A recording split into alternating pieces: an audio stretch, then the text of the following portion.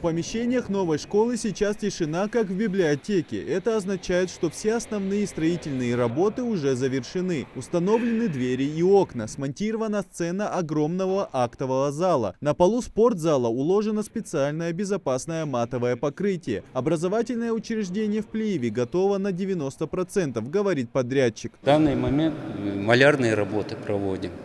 Начинаем уже стелить, ламинат. К завершению идем. Очень многое мы проделали. Вот этот спортзал уже готов у нас. У нас актовый зал готовый. У нас заканчивается пищеблок. Мы завезли оборудование. Все, что надо, необходимое для пищеблока. Объект впечатляет своими масштабами. 40 просторных классов с хорошим освещением, раздельные санузлы, а также большая столовая. Новое трехэтажное здание сможет вмещать единовременно 720 школьников. Сейчас идут мелкие отделочные работы, покраска стен и монтаж пола. Ахмед Барахоев, строитель с большим стажем, работает здесь с первого дня. Укладывает ламинатное покрытие с большой точностью. Местный житель ходом и качеством работ доволен.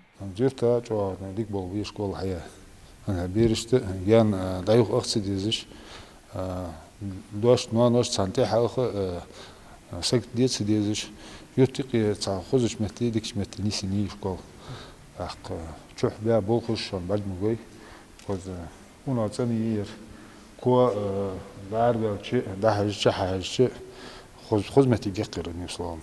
А на прилегающей территории завершают работу каменщики. Большую часть тротуарной плитки и бордюров уже успели уложить. Сразу бросаются в глаза новые современные спортивные площадки и даже отдельный теннисный корт. Новая школа станет настоящим подарком для местных, ведь сейчас в Плиеве школьные учреждения сильно перегружены. Ребятам и учителям приходится заниматься в несколько смен. Мы учимся в 3 смены. Школа, конечно, сильно перегружена. И в первую очередь, конечно, это повлияет на учебно-воспитательный процесс. Конечно, ждем открытия школы и надеемся, что в декабре уже наши дети перейдут в новую школу.